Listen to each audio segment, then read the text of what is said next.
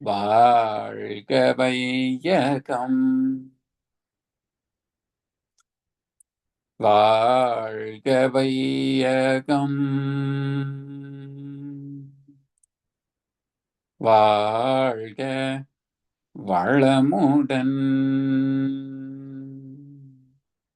சிந்தனையை, உடல் நலத்தை சீரமைத்து உய்வித்த குருவே வாழ்க, குருவே துணை.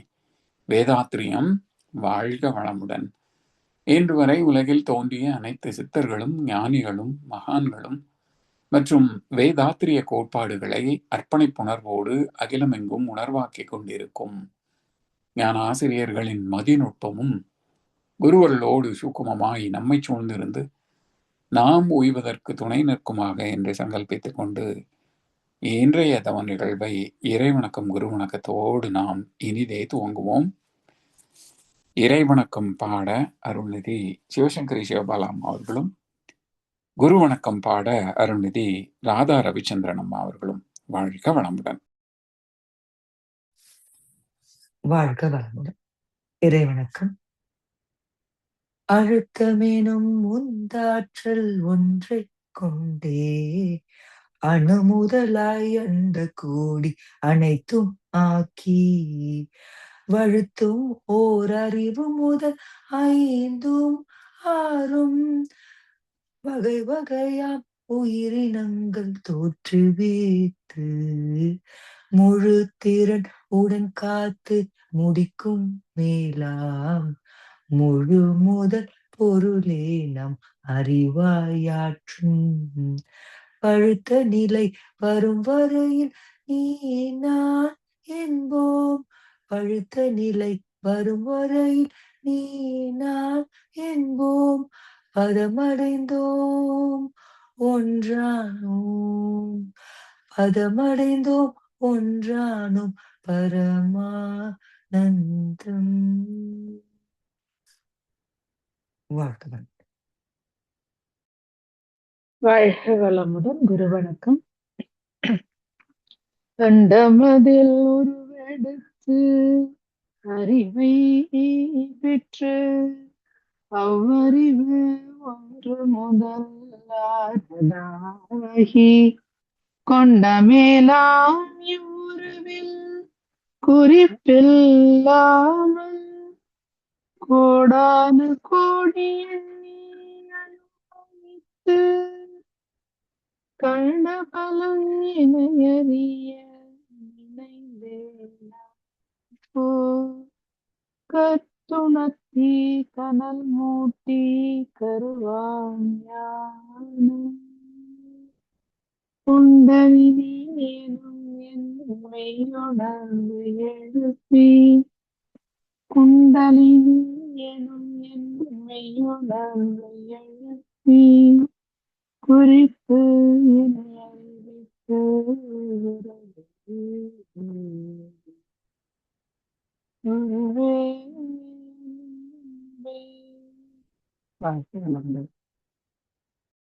குரு குருவே துணை.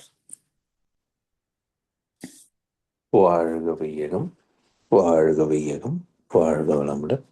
இன்று நமக்காக ஆழ்ந்த 9 மைய தவம் நடத்திய அருள்நிதி அருளையா அவர்களை வாழ்த்துவோம். அருள்நிதி அருளையா அவர்கள் வாழ்க வளமுடன். அவர்களின் அன்பு குடும்பம் வாழ்க வளமுடன். அவர்களின் உடல் நலம், பொருள் வளம், மனவளம் மற்றும் அவர்களின் ஆன்மீக தொண்டு வாழ்க வளமுடன், வாழ்க வளமுடன், வாழ்க வளமுடன். வாழ்க வளமுடன் ஐயா. நன்றிகள். தொடர்ந்து ஞானமும் வாழ்வும் கவிதை தொகுப்பிலிருந்து மேலும் ஒரு கவி. இன்றைய கவிக்கு விளக்கம் வழங்கிட மூத்த பேராசிரியர் ஞானாசிரியர் அருள்நிதி பழனிசாமி வேலுசாமி ஐயா அவர்களை அன்போடு அழைத்தமைவோம். அருமையான இன்னும் ஒரு கவி வரிசையில வருது, அப்படியே பாருங்க. வாழ்க வளமுடன் ஐயா. வாழ்க வளமுடன் ஐயா. வாழ்க வையகம், வாழ்க வையகம், வாழ்க வளமுடன். குரு வாழ்க, குருவே துணை. சான்ற பெருமக்களே, ஞானமும் வாழ்வும் கவிதை தொகுப்பின் தொடர் சிந்தனையில் கர்மயோகம் பற்றிய சில கவிகளை சிந்தித்து வருகின்றோம். அதன் கருத்திலே இன்றைக்கு அருட்தொண்டு என்ற தலைப்பிலே உள்ள கவி. நிறைநிலையை மறந்து 5 புலன்கள் மூலம் நினைவலையாய் இயங்கி மனம் எல்லை கட்டி சிறைப்பட்ட நிலைமையதே மாயையாச்சு. சிந்தனையில் உயர்ந்து பெற்ற அகத்தவத்தால் இறைவனோடு நிறைநிலையில் நிற்க கற்றோம். எல்லையற்ற வீடுற்றோம். அறிஞர் போற்றும் மறைப்பொருளே அகத்ததுவாய் விளங்கும் உண்மை. மற்றவர்க்கும் உணர்த்தி உளமகிழ்வோம் பாரே. அருட்தொண்டு.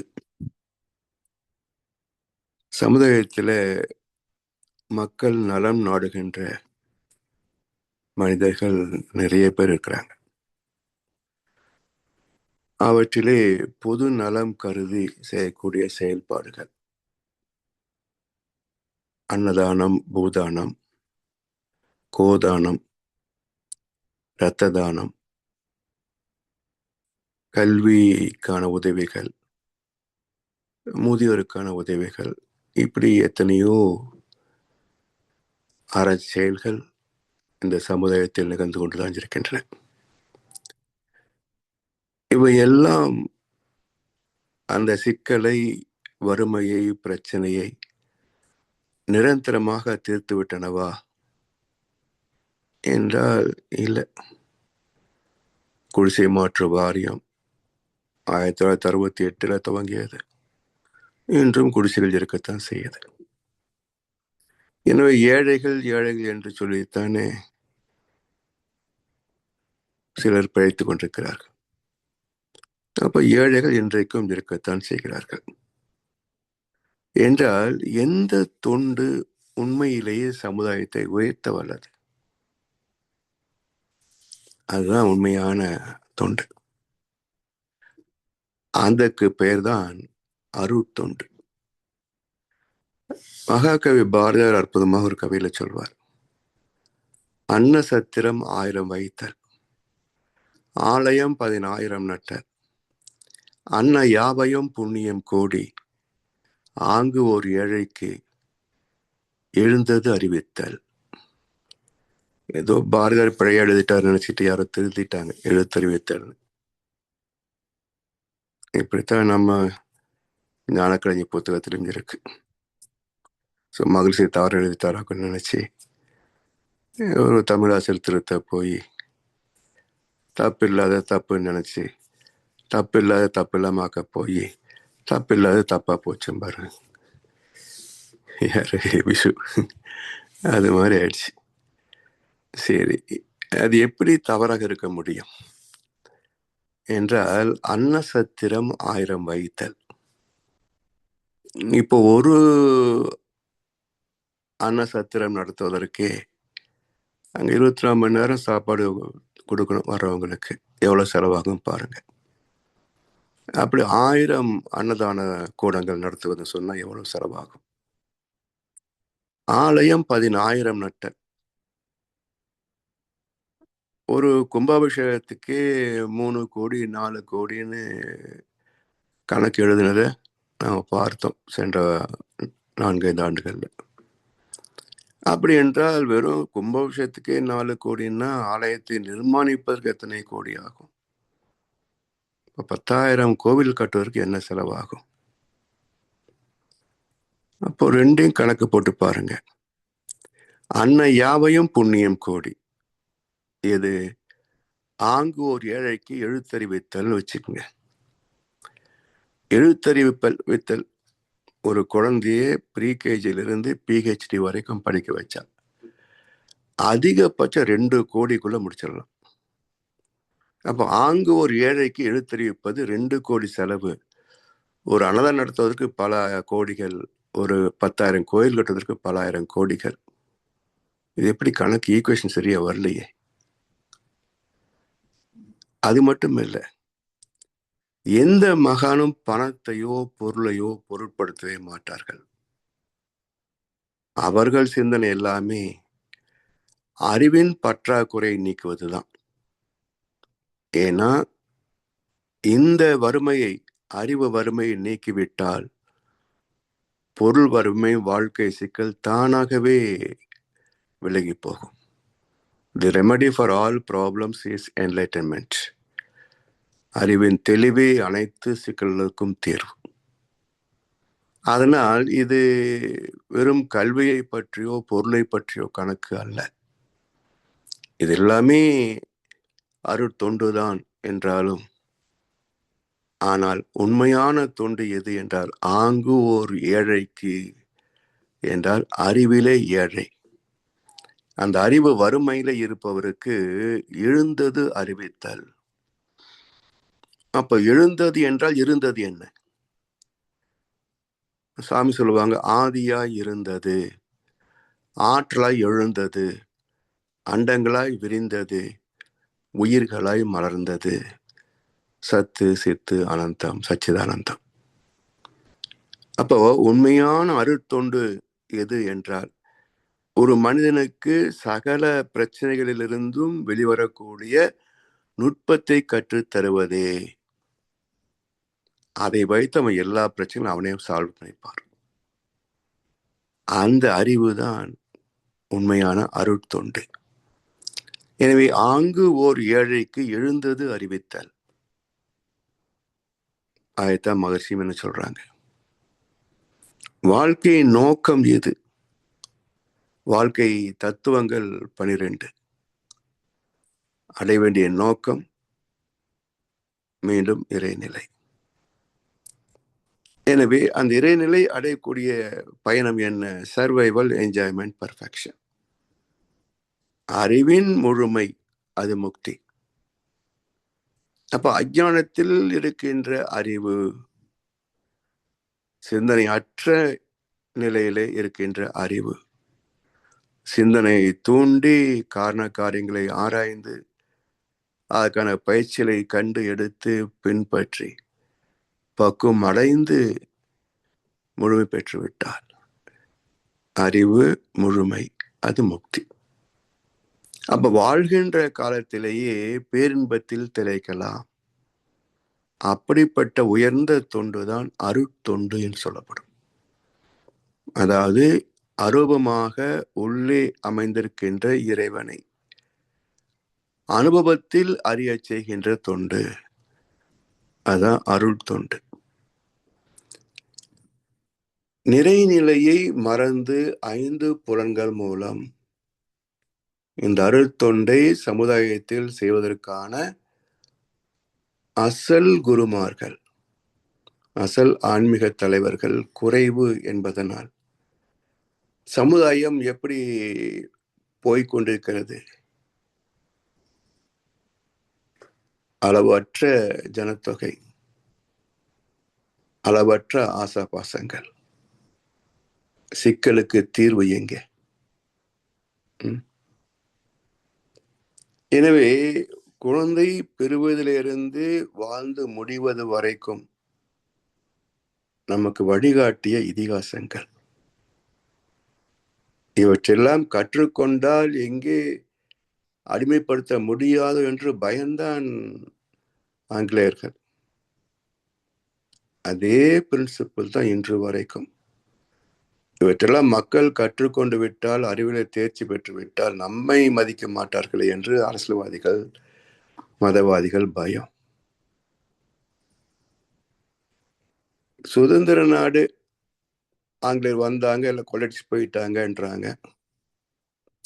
சரி, அதனால் அது மோசமான ஆட்சி, நமக்கு விடுதலை வேணும். அப்படியே மகான் காந்தி வந்தாரு, விடுதலை வாங்கி கொடுத்துட்டார். என்ன வித்தியாசம்? ஆங்கிலேயர்கள் அவர்களே இங்கிருந்து கொள்ளையடித்து கொண்டு போய் அவங்க நாடு சேர்த்துக்கிட்டாங்க. இப்போ சுதந்திர நாடு, அரசியல்வாதிகள் இங்க கொள்ளையடிச்சு கொண்டு போய் லண்டன்ல சேர்த்து வைக்கிறாங்க. ரெண்டு ஒண்ணுதானே? ஒண்ணுதானே? அவன் எடுத்துட்டு போனா, இல்ல நீ அங்கேயே நானே கொண்டு கொடுத்துட்டு வரேன்னு சொன்னா, இது எப்படி சுதந்திரமாச்சு?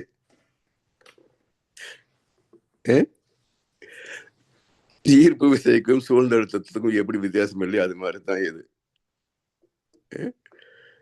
அவன் எடுத்துட்டு போக வண்டையில நானே கொண்டு வச்சுட்டு வரேன்ற மாதிரி இப்ப இருக்கிற வளங்கள் எல்லாம் கொண்டு போய் லண்டன்ல துபாயில வச்சுட்டு வராங்க. எனவே நிறைநிலையை மறந்து இந்த வாழ்க்கையின் நிறைவு எங்கே? எதுலையாவது மனம் நிறையுமா பாருங்க. இந்த புலன் வழி வாழ்க்கையில எல்லா புலன்களுமே எல்லை கட்டியவை. குறிப்பிட்ட அளவுக்கு மேல் அதை பயன்படுத்த முடியாது, பயன்படுத்தினாலும் கெட்டு போகும். ஆனால் மனதின் ஆசா பாசங்களுக்கு எல்லை கோடு உண்டா? So mind cannot be satisfied. அப்போ எல்லை கட்டிய புலன்களிலே எல்லையற்ற மனதை செலுத்தினோம் என்றால் மனம் எப்போது யாருக்கு நிறைய பெறும்? யாருக்குமே நிறைய பெறாது. அதனால் நிறைநிலையை மறந்து எங்கே நிறைய பெறும் இந்த மனசு என்றால் தன் மூலத்தை அடைந்து விட்டால் அப்போ எல்லாவற்றையும் பெறக்கூடிய ஆற்றல் வந்துவிடும். இறைவன் நிலையோடு ஒன்றுகின்ற போது வானம் வசப்படும், பிரபஞ்சமே நம் வசம். அப்ப எது கேட்டாலும் எங்கிருந்தா வந்து சேர்ந்துரும். அப்படிப்பட்ட ஆற்றல் பெற்ற பிறகு நிலைமை என்ன என்றால் அது எதுவுமே கேட்காது. இதுதான் சாமி சொல்லுவாங்க, இந்த வாழ்க்கை என்பது ரொம்ப விசித்திரம்தான். தேவைப்படும் போது கிடைக்காது, கிடைக்கும் போது தேவைப்படாது என்பார். என்ன சாமிஜி இப்படி சொல்றீங்க? இப்போ குழந்தையா இருந்த போது நிறைய பொம்மைகள் வச்சு விளையாடணும்னு ஆசைப்பட்டோம். ஏதோ அப்பா 1-2 வாங்கி கொடுப்பார். அப்போ அந்த விளையாட்டு பொம்மைகளிலே நாம் ஒரு நிறைவு பெறாத ஆசையோடு தான் அந்த பருவத்தை தாண்டி வளர்க்கிறோம். இப்போ வேலைக்கு போயிட்டோம், முதல் மாதம் சம்பளம் வாங்கியாச்சு. நிறைய பொம்மைகளை வாங்கிட்டு வந்து வச்சு வீட்டில் விளையாட ஆரம்பிச்சா எப்படி இருக்கும்? அப்போ தேவை இருந்த போது கிடைக்கல. இப்போ எதை நினைத்த வாங்க முடியும், ஆனால் ஆசை இல்லை, பொருந்தாது. ஒன்று ஆசை இல்லை, அப்படி ஆசை இருந்தாலும் சமுதாய பார்வைக்கு அது பொருந்தாது, பைத்தியக்காரம்பாங்க. இது போலத்தான் இறைவனை அடைய வேண்டும் என்ற ஒரு பேராசை அடைந்த பிறகு அது எந்த ஆசையும் உற்பத்தி பண்ணுவதில்லை. அப்ப எதற்காக அடையணும்? அதான் நீங்க இந்த பாபா திரைப்படத்துல ரஜினிக்கு அந்த 7 முறை இதை பயன்படுத்திக்கலாம்னு சொல்லுவார். அப்ப என்ன சொல்லுவாருன்னா, உனக்கென்று இதை நீ பயன்படுத்த முடியாது என்பார். So short circuit, self short circuit ஆயிடும். அது போல மகான்களுடைய ஞானமும் அவருடைய ஆற்றலும் மற்றவருக்குத்தான் பயன்படுமே தவிர தனக்கு பயன்படாது. ஆனால் தான் நோய்களை குணப்படுத்த முடியாமல் மகான்கள் போயிருக்கிறாங்க. ராமகிருஷ்ணர், மகரம், ரமணர், நம்ம மகர்ஷி அவர்கள் தன் ஆற்றல் தானே பயன்படுத்த முடியாது. அதனால் நிறைநிலையை மறந்து வாழ்க்கை என்பது துண்டுதான். மற்றவருக்காகத்தான் வாழ்கிறோம். அப்ப மற்றவர்கள் நமக்காக வாழ்கிறார்கள். ஏத்து உவக்கும் இன்பம், இதுதான் சமுதாய நீதியே. இரவு அச்சம், இதுதான் இயற்கை விதியே. அதனால் நிறைநிலையை மறந்து 5 புலன்கள் மூலம் நினைவலையாய் இயங்கி மனம் எல்லை கட்டி. இப்போ 30 நிமிஷம் தவம் பண்ணணும், கைகளை கோர்த்து கண்களை மூடி அமர்ந்து விடுகிறோம். 30 நிமிடமும் எண்ணமற்ற நிலையில இருக்க முடிகிறதா? முடிந்தது என்று சொன்னால் கொஞ்சம் எக்ஸ்டெண்ட் பண்ணி 48 போயிட்டோம் சொன்னா ஞானம் பெற்று விடலாம். 48 நிமிடங்கள் அந்த சுத்த வெளியோடு ஒன்றையும் நினையாது தன்னையே மறவாத நிலையில் இருந்து விட்டால் நீ ஞானியாகிறாய் என்று ஒரு இலக்கணத்தை சொன்னவர் ஓஷோ. பிராக்டிகலா யோசிச்சு பார்க்கலாமே. முடியுதா பாருங்க. சரி, எதை நோக்கி ஓடுகிறது இந்த மனம்? எதை நோக்கி ஓடுது? எங்கேயாவது கோவில போய் சாமி கும்பிடுற மாதிரி நினைக்குதா? இல்லையே. எல்லாம் பொருள், புகழ், செல்வாக்கு, புலன் இன்பங்கள், இதை சார்ந்த அனுபவங்கள், அதை சார்ந்த மலர் நினைவுகள், இதுல தானே ஓடிக்கிட்டு இருக்கு. இல்ல எதிர்கால கற்பனைகள். இப்படி கண்களை மூடி கைகளை கோர்த்து உடல் அமர்ந்து விட்டாலும் மனம் நிற்பதில்லையே. அதனால் நிறைநிலையை மறந்து 5 புலன்கள் மூலம் நினைவலையாய் இயங்கி மனம் எல்லை கட்டி,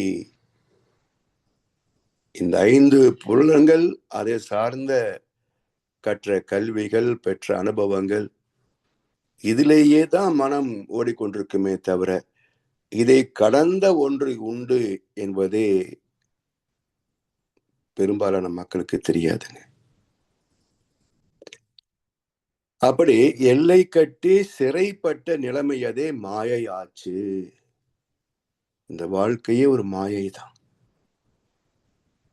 தெளிவில்லை என்று சொன்னார், இந்த வாழ்க்கை பற்றிய புரிதல் இல்லை என்று சொன்னார், அந்த வாழ்க்கை மயக்கத்தில் சிக்கிய வாழ்க்கை, மாயையில் சிக்கிய வாழ்க்கை. அப்ப இந்த மாய திரை எப்ப விலகும்? சித்திரை பிறந்தது, பங்குனி முடிஞ்சது, மறுபடியும் சித்திரை வந்தது. சித்திரைக்கு புத்தாண்டு கொண்டாடினோம், சித்திரா பௌர்ணமிக்கு கொண்டாடினோம், அப்புறம் ஏதோ என்னது கேரளா பண்டிகை ஒன்று உண்டு, அப்படி அதே வேறு விசுக்கணி கொண்டாடினோம். ஆனா சித்திரை என்ற சொல்லுக்கு அர்த்தம் என்னன்னு புரிஞ்சுக்கலையே. பங்குனியாக மாறினோமா என்று திருப்பி நம்முடைய வாழ்க்கை கடந்த வருடத்தை கணக்கு போட்டு பார்க்கலையே. அப்ப வாழ்க்கை பிறப்பே சித் என்றால் உயிர், ஆத்மா, திரை என்றால் மறைவு, மயக்கம், மாயை. அப்ப மனித பிறப்பே மயக்கத்தில் தான் ஜனிக்கிறது, மயக்கத்தில் தான் பிரசவிக்கிறது, மயக்கத்தில் தான் வாழ்கிறது. ஆனா மயக்கத்திலேயே முடிஞ்சு போகுது பார்த்தீங்களா. எனவே சிறைப்பட்ட நிலைமையதே மாயையாச்சு, சிந்தனையில் உயர்ந்து பெற்ற அகத்தவத்தால். சிந்தனையில் உயர்ந்து பெற்ற அகத்தவத்தால். சிந்தனை தானே உயருது. என்னடா வாழ்க்கை இது, ஒண்ணு நினைச்சா ஒண்ணு நடக்குது, மற்றவங்களாம் நல்லா இருக்கிறாங்க, நமக்கு மட்டும்தான் இப்படி இருக்குது, ஏன் என்ற ஒரு கேள்வி வந்தால் சிந்தனை உயர்கிறது. சரி, ஏதோ நமக்கு தெரியல, தெரிஞ்சவங்க யாராவது இருப்பாங்களா? அவருக்கு தெரியும், அவருக்கு தெரியும், அவருக்கு தெரியும். சரி, கேட்டு பார்ப்போமே. ஒவ்வொருத்தர் ஒரு விளக்கம் சொல்றாங்க. எந்த விளக்கம் நம்முடைய ஆராய்ச்சிக்கு வழிகாட்டக்கூடியதாக இருக்கிறது, பொருத்தமாக இருக்கிறது? அப்படி தேடுகின்ற போது வெறும் சடங்கு சம்பிரதாயங்களிலே விளக்கம் இல்லை. உண்மையான ஆன்மீகத்திலே தான் அது கிடைக்கும். அப்ப உண்மையான குரு யார் என்று ஆத்மார்த்தமான ஒரு தேடல் வந்தது என்று சொன்னால் குரு தானே வந்து அமைவார். நாம குரு தேட வேண்டாம், குரு நம்மை தேடி வருவார். அப்போ அறிவின் தேடல் உண்மையாக இருந்தால் குரு தானே வந்து சேர்கிறார். சீதை நாடு கடத்தப்படுகிறார். அர்ஜுனன் இலக்குவன் விஷயத்தை சொல்லிட்டு திரும்பி பார்க்காம படகுல ஏறிட்டான். மூச்சு அடைந்து விழுந்தால் சீதை. அங்கே வால்மீகி மகர்ஷி வருகிறார். அந்த குருவின் மேற்பார்வையிலே பாரினிலே குழந்தைகளை அறிஞர்கள் வளர்க்கும் திட்டம் ராமாயணத்தில் இருக்குது. அப்போ வால்மீகி சொன்னாரு, இந்த நிறை மாத கர்ப்பிணியாக இருக்கிற சமயத்துல உனக்கு ஏற்ற இடம் ஆசிரமம் தான். அதனால் ராமன் சரியாத்தான் உன்னை அனுப்பி வச்சிருக்கிறான். இங்க இருந்து நீ இறை சிந்தனையிலே வாழ்க்கையை நடத்து. நீ என்பதை மறந்துரு. நீ யார் என்பதை யாருக்கும் சொல்லக்கூடாது. சீதைக்கு ஒரு அஞ்ஞான வாசம் இது. மகாபாரதத்திலே பாண்டவர்களுக்கு தந்தது போல சீதைக்கு இது ஒரு அஞ்ஞான வாசம். தான் என்பதை யாருக்கும் சொல்லக்கூடாது, குழந்தைகளுக்கும் சொல்லக்கூடாது. அதனால லவகஸ் சொல்லுவாங்க, அம்மான்னு சொல்றமே தவிர அம்மாவுக்கு என்ன பேர்னு எங்களுக்கு தெரியாது என்பார். அப்படி ஒரு நிறை வாழ்க்கை என்பதை தகுந்த குரு தானே வந்து அழைத்து சென்று அதற்கான பயிற்சிகளை தந்து பக்குவமடைய செய்து விடுகிறார். சிந்தனையில் உயர்ந்து பெற்ற அகத்தவத்தால் இறைவனோடு நிறைநிலையில் நிற்க கண்டோம். இறைவனோடு நிறைநிலையில் நிற்க கண்டோம். நிறைநிலை அங்க போய் நிக்கிறோம். அப்ப நிறைநிலை எங்கே இருக்கிறது என்றால் இந்த பிரபஞ்சம் முழுவதுமே இரவு அச்சமும் கலந்தது. பற்றாக்குறையும் அதை நிறைவு செய்தலும் இரண்டும் இணைந்ததுதான் இந்த உலகம். அப்ப இரண்டும் இல்லாத நிறைநிலை எது? தேவையும் இல்லை, தருவதும் இல்லை. அந்த இரண்டும் இல்லாத இடம் எது? சுத்தவெளி. அங்கே குறையோ தேவையோ இல்லை, நிறைநிலை மட்டுமே. அந்த நிறைநிலையோடு இந்த மனதை இணைத்து விட்டால் மனம் நிறைந்து போகிறது. இதுவரைக்கும் அது போதல இது போதல என்று குறையை மட்டுமே பார்த்து கொண்டிருந்த மனம் இன்னும் வேற என்ன வேண்டும்? இப்பேறு பெற்ற பின்னர் எடுத்த மனித பிறப்பு எய்தியதே முழுமை என்று அங்கேயே நின்று விட விரும்புகிறதே. அதை மகரிஷி ரொம்ப வேடிக்கை ஒரு வார்த்தை சொன்னார், தெய்வீக போதையினார். என்ன சாமிஜி, தெய்வீகத்தை கொண்டு போய் போதை இணைக்கிறீங்களே? ஆமா, ஏன்னா போதை ஏறினவருக்கு தான்னு தெரியாது இல்லையா? தான் என்பதே தெரியாது. ஏதோ ஒரு மிதப்புல இருப்பான். கொஞ்சம் சுதி குறைஞ்சதுன்னா மறுபடியும் ஒரு கோட்டை அடிச்சிருவான் இல்லையான்னு. அது பார்க்கிறோம் சாமிஜி. அதே மாதிரிதான் அந்த இறை உணர்வு என்ற தெய்வீக போதை, அதை விட்டு கீழே இறங்கவே மனசு வராது. எப்ப அந்த சுத்தமா இருக்கவே ஆசைப்படும்னாரு. அப்படி சமுதாயம் பழிக்கின்ற போதை என்ற சொல்லுக்கு ஒரு புனிதத்துவத்தை தந்த மகான் வேதத்தின் மகரிஷி அவர்கள். அந்த போதை என்ற வெறுக்கத்தக்க சொல்லுக்கு தெய்வீகத்தை இணைத்து தெய்வீக போதை என்ற சிறப்பை தந்தார். அதே போல சிந்தனையில் உயர்ந்து பெற்ற அகத்தவத்தால் இறைவனோடு நிறைநிலையில் நிற்க கற்றோம். அது பெற்றோருக்கு குறை என்பதே கிடையாதுங்க. குறை என்பதே தெரியாது. குறை ஒன்றும் இல்லை மறைமூர்த்தி கண்ணா, எல்லாம் நிறைவாத்தான் கொடுத்துருக்கேன், என்ன குறை எங்க?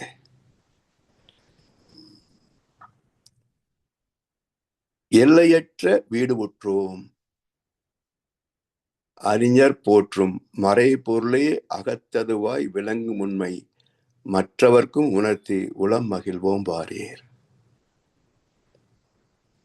எல்லா வீடும் ஒரு தத்துவத்தை நமக்கு காட்டுவது யாரும் நினைவு கூறுவதே இல்லைங்க. வீடு காட்டும் வீடு பேர். அதாவது வாழ்ந்து முடிகின்ற காலம், முடிந்த காலம், செத்துட்டார், அவருடைய மகனோ மகளோ அல்லது நெருங்கிய உறவோ அவருக்கு அது ஈம சடங்கு செய்வாங்க இல்லையா? சுடுகாட்டில் கொண்டு போய் புதைத்துட்டு பிறகு அது ஒரு நீர் பானை எடுத்துட்டு போவாங்களே, அந்த பானையை தோல்ல வச்சு அந்த பிணத்தை சுற்றி வலம் வரணும். ஒவ்வொரு சுற்று முடிகிற போதும் ஒரு ஓட்டை, ஒவ்வொரு சுற்று தொடங்குகிற போதும் ஒரு ஓட்டை போடுவாங்க. ஒரு பின்னாடி தண்ணி வழிஞ்சிட்டு இருக்கும். 3 சுற்று முடிந்த உடனே அந்த பானை அப்படியே பின்னாடி விட்டு கீழே விட்டுட்டு திரும்பி பார்க்காமல் வீடு போய் சேர் அப்படிம்பாரு. இந்த ஒரு வாக்கியம் மிக முக்கியமானது. திரும்பி பார்க்காமல் வீட்டுக்கு போ. இப்ப என்ன தத்துவத்தை நம்முடைய முன்னோர்கள் இந்த சடங்குக்குள்ள வச்சிருக்கிறாங்க. இறந்தவனே சுமந்தவனும் இறந்துட்டான், அதை இருப்பவனும் எண்ணி பார்க்க மறந்துட்டான்னு சொன்னாரே, அந்த தத்துவம் இந்த தத்துவம் தான். அப்ப இறந்தவனே சுமந்தவன் இறந்துட்டான், சரி, எதை எண்ணி பார்க்க மறந்துட்டான்? ஏன் இந்த சடங்கு? யோசிச்சு பார்த்தா, இந்த செத்து போனாரே உன் தந்தையோ யாரோ உறவு, இவரு இறைவன் தந்த உயிர் பானை என்ற இந்த உடம்பு. இந்த உடலிலே இந்த உயிரை சரியான முறையிலே பயன்படுத்தாமல் ஆணவம், கண்மம், மாயை என்ற 3 ஓட்டைகளிலே உயிரை செலவழித்து விட்டார், வீணாக்கி விட்டார். உடம்பு உடஞ்சு போச்சு. நீயும் இதே போல ஆணவம், கண்மம், மாயில சிக்கி வாழ்ந்து விடாமல் இவர் வாழ்ந்த வாழ்க்கையை திரும்பியும் பார்க்காமல் வீடு பேர் அடைகின்ற வழியை பார்த்துக்கொள். அதான் திரும்பி பார்க்காம வீட்டுக்கு போன அர்த்தம். அப்போ நம்முடைய முன்னோர்கள் வாழ்ந்த ஆணவம், கண்மம், மாய் என்ற வாழ்க்கையை திரும்பி பார்க்காமல் வீடு பேரு என்ற இறைவனை நோக்கி வாழ்ந்துவிடு என்பதுதான் இறந்தவன் சொன்ன தத்துவம் நமக்கு. அந்த இறந்தவன் சொல்ல முடியுமா? இதை கண்டவன் சொல்லணும். கண்டவர் போய் சேர்ந்துட்டாரு. பின்னாடி வந்தவனா சொல்லணும். அவன் சுத்துன்னு சொல்றானே தவிர தத்துவம் சொல்ல மாட்டேன்றான். 3 சுத்து வரணும்னு சொல்றானே தவிர எதுக்குன்னு சொல்ல மாட்டேங்கிறான். எப்படி தெரிஞ்சுக்கிறது? அதுக்குத்தான் உண்மையான குருவை நாடுவது. அப்ப உண்மையான குரு எல்லா தத்துவத்தையும் நமக்கு விளக்கி சொல்லி, இந்த வாழ்க்கையின் நோக்கம் பேரின்பத்தை அடைவது, சிற்றின்பத்திலே தொலைந்து போக வேண்டாம். இதை புறக்கணிக்கோ அலட்சியப்படுத்த முடியாது. உடம்பார் அழியின் உயிரார் அழிவர். திடம்பட மெய்ஞானம் சேரவ மாட்டார். அதனால் உடம்பை வளர்க்கும் உபாயம் அறிந்தே உடம்பை வளர்த்தேன், உயிர் வளர்த்தேனே. உடம்பை வளர்க்கும் உபாயம், டெக்னிக். இந்த உடம்பை இயற்கையோடு இணைத்து பாதுகாப்பதே ஒரு நுட்பமான டெக்னாலஜி. எவ்வளவு சாப்பிடணும், எப்படி சாப்பிடணும், எப்ப சாப்பிடணும், இதெல்லாம் தெரிந்தால்தான் சாப்பிட தெரிஞ்சதாக அர்த்தம்.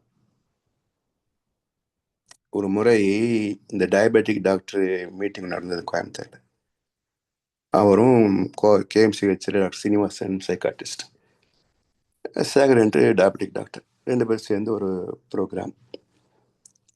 கிட்டத்தட்ட அந்த ஹாலில் ஒரு 600-700 பேர் மேலே இருப்பாங்க. Full hall, full. நானும் மனைவி போயிருந்தோம். அந்த டயபெட்டிக் டாக்டர் வந்து விளக்கம் சொல்லும் போது எதை சாப்பிடணும், எப்படி சாப்பிடணும், எவ்வளோ சாப்பிடணும், எப்போ சாப்பிடணும் என்றதெல்லாம் விளக்கி சொல்லிட்டு இருந்தேன். அப்படியே பார்த்தேன், 50க்கு கீழே யாருமே இங்கே இல்லை, 80க்கு மேலையெல்லாம் இருக்குது. அப்போ மனைவிட்ட சொன்னேன், 50 வயசு கீழே யாருமே இங்கே இல்லை, 80 வயசு வரைக்கும் இருக்கிறாங்க. அப்போ 80 வயது வாழ்ந்தும் இவனுக்கு திங்க தெரியல பாத்தியா?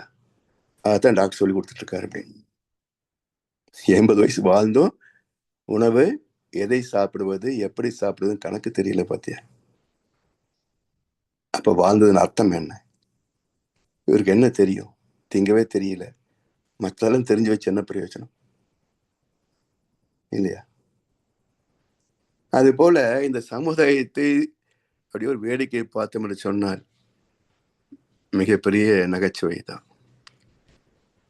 அதே போல் நம்ம வாழ்க்கையும் அப்படித்தான். ஏதோ கொஞ்சம் இங்க வந்துட்டோம், கொஞ்சம் விளக்கம் தெரிஞ்சுட்டோம் வச்சுங்களேன், இதுக்கு முன்னாடி நம்மளுடைய வாழ்க்கையை திருப்பி பார்த்தாலும் பைத்தியக்காரத்தனமா தான் இருக்கும்.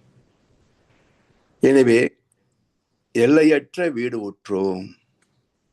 வாழ்க்கை நோக்கம் வீடு கட்டுவதல்ல, வீடு பேற்றை அடைவது. வீடு கட்டி வாடகை விடுவதில்லை, இந்த உடம்பே ஒரு வாடகை வீடு என்பதை தெரிந்து கொள்வது. இரவல் தந்தவன் கேட்கின்றான், அது இல்லை என்றால் அவன் விடுவானா? உறவை சொல்லி அழுவதனாலே உயிரை மீண்டும் தருவானா? இந்த உடம்பு ஒரு வாடகை வீடு தான். அப்போ வீடு பேரு என்ற வீட்டை கட்ட பார்க்கணுமே தவிர வீட்டை கட்டி பெருமைப்படுவதோ, இந்த உடம்பே ஒரு வாடகை வீடு என்று புரியாமல் 10 வீடு கட்டி வாடகைக்கு விடுவதோ, இவர்களை விட ஒரு முட்டாள் யாராவது பார்க்க முடியுமா உலகத்துல? இதுதான் வாழ்க்கை, இதுதான் பயணம். அப்ப இதெல்லாம் தெளிவுகின்ற போது பற்றுகள் விலகிவிடும். பொருள் பற்று, மக்கள் பற்று, உறவு, புலன் இன்பங்கள் பற்று கொஞ்சம் கொஞ்சமா விலகி கொண்டே வரும். அற்றது பற்று என உற்றது வீடு, வீடு பேரு. ஆனால் நாம கட்டின வீடு, தெய்வம் தந்த வீடு, இந்த வீதி இருக்கு இல்லையா? தெளிவாக தெரிந்தாலே சித்தாந்தம், அது தெரியாமல் போனாலே வேதாந்தம். மண்ணை தோண்டி தண்ணீர் தேடும் அன்பு தங்கச்சி, என்னை தோண்டி ஞானம் கண்டேன், இதுதான் என் கட்சியினர். அது போல தன்னை தோண்டினால் தான் ஞானம் பெற முடியும், அந்த வீடு பெற்றை அடைய முடியும்.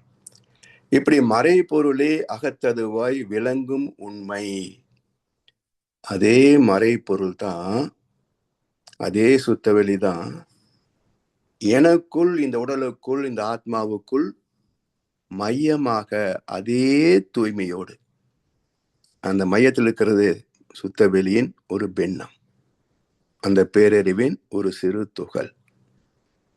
அது இத்தனை நீண்ட பரிணாமத்தை சந்தித்த பிறகும் அது தனது தூய்மைத்தன்மை இழப்பதே கிடையாது. அந்த மையத்தில் உள்ள 0 சொல்கிறோமே, அதுக்கு மேலதான் 1 to 40 அலைகள். அப்ப அந்த இருப்பிலிருந்து எழுச்சி பெறுகின்ற அலைகள் 1 to 40. இப்ப அந்த இருப்பு இருப்பாகவே இருக்கிறது, அது தூய்மையை இழப்பதே கிடையாது. எந்த ஒன்றும் இதை களங்கப்படுத்த முடியாது. அதாவது வஞ்சகர் உறவால் நல்ல மனிதரும் தீவராவது உண்டு. அப்படி என்றால் பெரியாரை துணை கோடல் என்று வள்ளுவர் சொல்றாரே, அப்ப பெரியோர் சிறியோரோடு நட்பு கொள்கின்ற போது கெட்டு போக மாட்டாரா? அப்படி என்றால் சாதாரண மனிதர்களிலே பிறப்பிலே உள்ள நல்ல பண்புகள் ஒரு தீய சகவாசத்திலே மாறி போயிடும். ஆனால் சான்றோர் ஆன்றோர் என்பவர்கள் இறைவனோடு ஒன்றிய வாழும் தெய்வங்கள். அவர்களும் அதே நிறைநிலையில தான் இருப்பாங்க. எந்த களங்கமும் அவரை களங்கப்படுத்த முடியாது. முடிந்தா இவர் தூய்மை பெறலாம், இல்லை விட்டுட்டு போயிடுவார். ஆனா குருவை களங்கப்படுத்த முடியுமா? முடியாது. அதனால பெரியாரை துணை கோடல். அப்போ மனிதர்களிலே நல்லவர் தீயவனோடு சேர்கின்ற போது மாற்றம் பெற்றுவிடுவார். அது இயற்கை, அது இயல்பு, அது மனதின் வலிமை. ஆனால் நல்லவனோ தீயவனோ ஒரு சான்றோடு தொடர்பு கொள்கின்ற போது, ஒரு குருவிடத்திலே சீடனாக அமைகின்ற போது ஒன்று மாற்றம் பெறுவார்கள், அல்லது விட்டு விலகி போய்விடுவார்கள். குருவை கலங்கப்படுத்த முடியாது. அப்படி மறை பொருளே அகத்து அதுவாய் அதே தூய்மை பொருள், அதே தூய்மை தன்மையோடு எல்லோருக்குள்ளும் இருக்கிறது. திருட்டு, கொள்ளை, கொலை அவனுக்குள்ளும் அதே தூய்மையோடு தான் இருக்கிறது. அந்த அகத்திலே இருக்கின்ற தூய்மையை புறத்திலேயும் பரவ விட்டு விட்டால் அகம் தூய்மை, புறமும் தூய்மை. அப்ப சுத்த தேகம், சுத்த மனம், சுத்த வெளி. இப்படி மறை பொருளே அகத்ததுவாய் விளங்கும் உண்மை மற்றவர்க்கும் உணர்த்தி உளமகிழ்வோம் வாரேர். இதற்கான வாய்ப்பு எங்கே கிடைக்கும்? என்னதான் நமக்கு தெரிந்திருந்தாலும் இதை கேட்பதற்கே ஒரு 10 பேர் இல்லைன்னா யாருக்கிட்ட போய் பேச முடியும் சொல்லுங்க?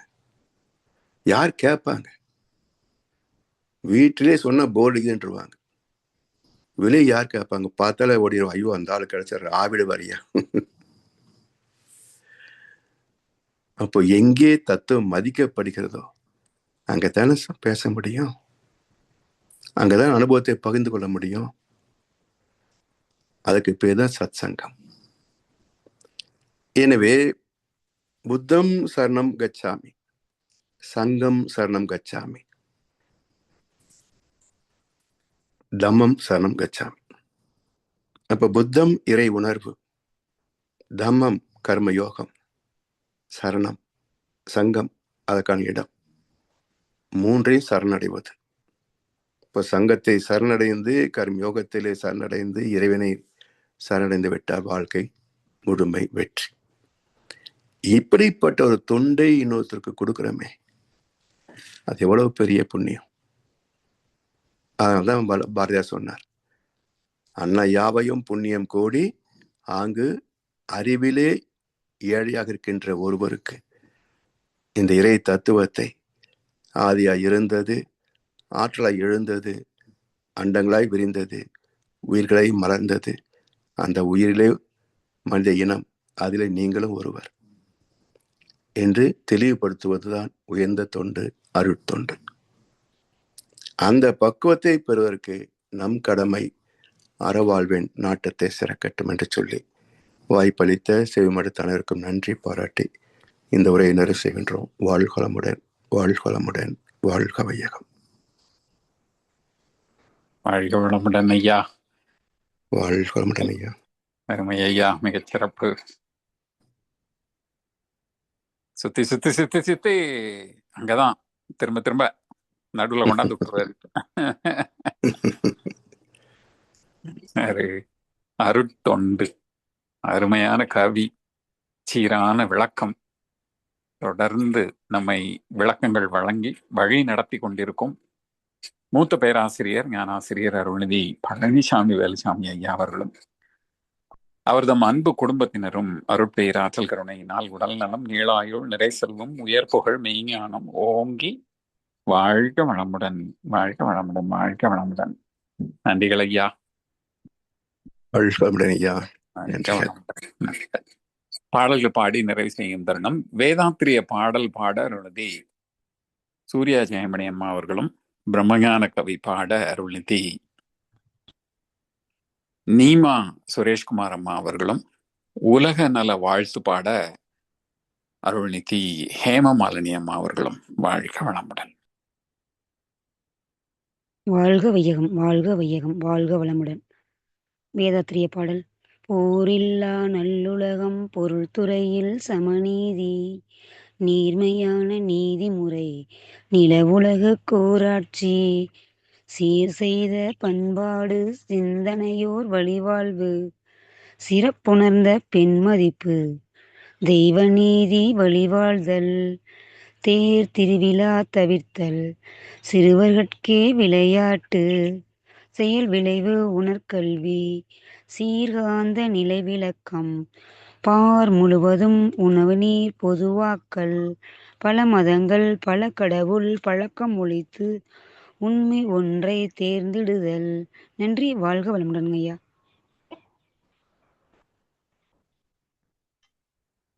வாழ்க வையகம், வாழ்க வளமுடன்.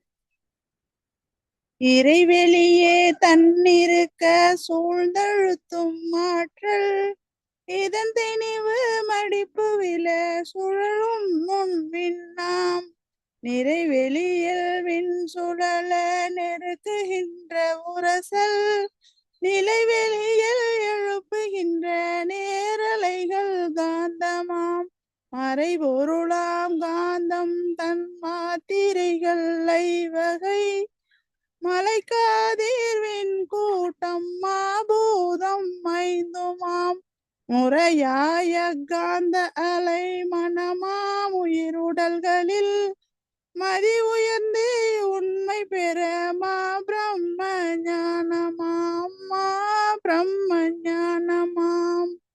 நன்றிகள் ஐயா. வாழ்க வளமுடன். வாழ்க வையகம், வாழ்க வையகம், வாழ்க வளமுடன். குரு புகழ் வாழ்க, குருவே துணை. உலக நல வாழ்த்து. உலகமெல்லாம் பருவமழை ஒத்தபடி பெய்யட்டும், உழவரெல்லாம் தானியத்தை உவப்புடனே பெருக்கட்டும், பல தொழில்கள் புரிகின்ற பாட்டாலே உயரட்டும் பகுத்துணர்வில் தொகுத்துணர்வு பண்பாட்டை உயர்த்தட்டும் கலகங்கள் போட்டி பகை கடந்தாட்சி நடக்கட்டும் கள்ளாமை கடன் வறுமை கலங்கங்கள் மறையட்டும் நல வாழ்வை அளிக்கும் மெய் ஞான ஒளி வீசட்டும் நம் கடமை அறவாழ்வில் நாட்டத்தே சிறக்கட்டும் நம் கடமை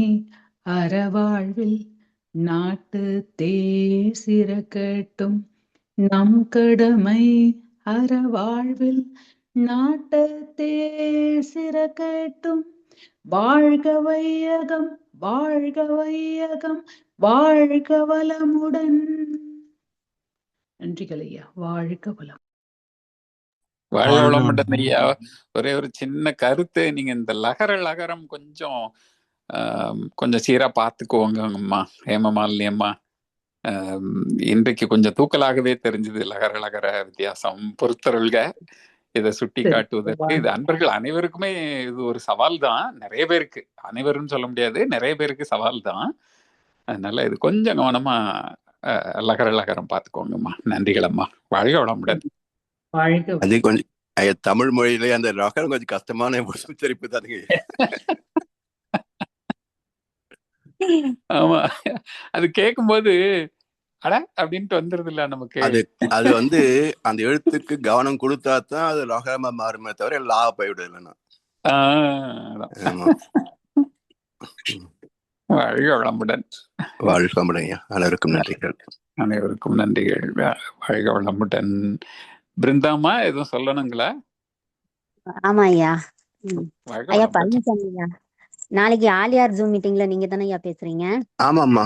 ஆமா, நல்ல தலைப்புயா. பாம்புக்கு பால் வார்ப்போமா அப்படின்னு அந்த யோசனை நிறைய இருக்கு. அந்த பாம்பு எந்த பாம்பு பால் ஊத்துறோம் பாப்போம் நாளைக்கு. சரியா பால் ஊத்துனா சரி. ஆமா, பாம்பு பால் குடிக்காது தெரியுங்களா ஐயா? ஆமா, குடிக்காது பால் குடிக்காது. பாம்பு பால் குடிக்காது. ஆமா, பாம்பு பால் குடிக்காது. சரியா. அப்புறம் அது என்னன்னா, அந்த மண்ணுல பட்டு கரையான் உற்பத்தி ஆகும். பால் உற்பத்தி ஆகும், கரையான் உற்பத்தி பண்ணும். அந்த கரையான்களை பாம்பு சாப்பிடும். அதுக்காக பாம்பு பூத்துல பால் ஊத்துறது. சரி ஐயா. அப்புறம் இன்னொரு கேள்வி ஐயா, இந்த உயர்ந்த தர்மம் சாமானிய தர்மம் பத்தி ஒரு குழப்பமா இருக்கு. ஒரு ஆர்டிக்கிள் படிச்சேன். ஆமா, ஏற்கனவே பத்தி பேசணும். சரி, நாளைக்கு நம்ம இதுலயே ஸ்பீச்லயே நாளைக்கு கொஞ்சம் சரியா. இவங்க கிருமதி அம்மா கேட்டாங்க நினைக்கிறேன் இந்த கேள்வி. ஓ, ஒரு ஆர்டிக்கிள்ல படிச்சேன். கர்ணன் வந்து சூரிய பகவான் கிட்ட போய் கேக்குற மாதிரி, கிருஷ்ணன் வந்து வஞ்சகன் அப்படின்னு சொல்லி கேக்குற மாதிரி படிச்சேன். அத பத்தி கொஞ்சம் நாளைக்கு சொல்லுங்க ஐயா. நன்றி ஐயா, வாய்ப்புக்கு மிக்க நன்றி ஐயா. நன்றிமா. ஐயா வாழ்க வளமுடன். பாம்பு வந்து அந்த பால் குடிக்காதான், ஆனா அந்த எலி வந்து வருமா, அந்த பாம்பு பால் குடிக்க எலி வருமா, அந்த எலியை பிடிச்சுதான் குடிக்கும் அப்படின்னு என் பொண்ணு சொல்றாயா. அதுவும் உண்மைதான். அதாவது நீங்க புத்துல ஊத்திட்டீங்கன்னா மண்ணுல போயிடும். கப்பல் வச்சுட்டு வந்தீங்கன்னா அது வந்து எலி குடிக்கும், அல்லது வந்து வேற ஏதாச்சும் குடிக்க வந்துச்சுன்னா அதுக்கு பிடிக்கிறதுக்கு பாம்பு ரெடியா இருக்காது, அது படிச்சிடும். ஆமா, ஓகே நன்றி ஐயா. நேரடியா பால் குடிக்காது, குடிக்க முடியாது. அப்படின்னா நம்ம வந்து அந்த இறை பக்தி நிலையத்துக்கு வர்றதே அந்த பாம்புக்கு பால் ஊத்தணும், அந்த நாக சதுர்த்தி அப்படின்னு எல்லாம் போறாங்க இல்லையா?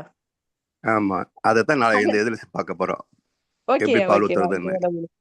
அதுக்காக அந்த தலைப்பு. நன்றி ஐயா. வாழ்க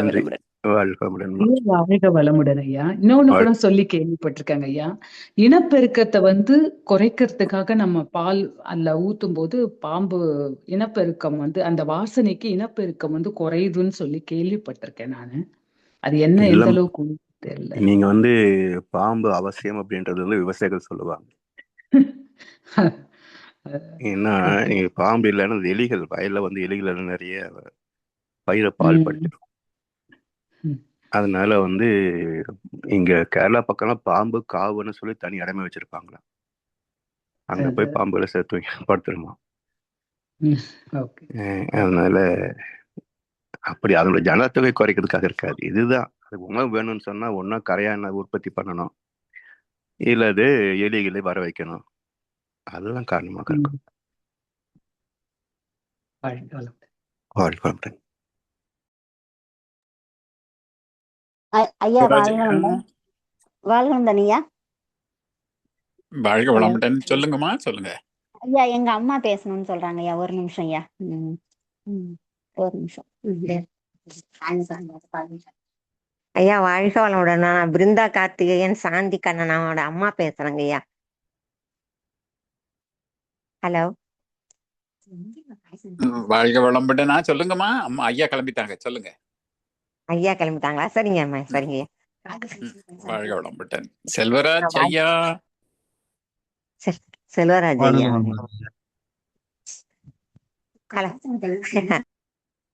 வாழ்க வளமுடன். இன்றைய தவத்தில் கலந்து கொண்ட நண்பர்கள், தவத்தை வழிநடத்தியோர், நற்சிந்தனை வழங்கியோர், பாடல்கள் பாடியோர் அனைவரும் வாழ்க வளமுடன். அவர்களின் அன்பு குடும்பம், அவர்களின் உடல் நலம், மனவளம், பொருள் வளம், அருள் தொண்டு, ஆன்மீக தொண்டு, வாழ்க வளமுடன், வாழ்க வளமுடன், வாழ்க வளமுடன். இத்துடன் இன்றைய காலை தவம் நிகழ்வும் நிகழ்வோடும் இனிதே நிறைவு பெறுகிறது. இறையர்களும் குரு பொழுதும் சூழ்ந்திருந்து நம்ம இறைநிலை உணர் பயணத்திலே சிறந்த முறையில வழிநடத்தட்டும் நண்பரையும் வாழ்த்தி வணங்கி நன்றி கூறி அமைகிறோம். வாழ்க வையகம், வாழ்க வையகம், வாழ்க.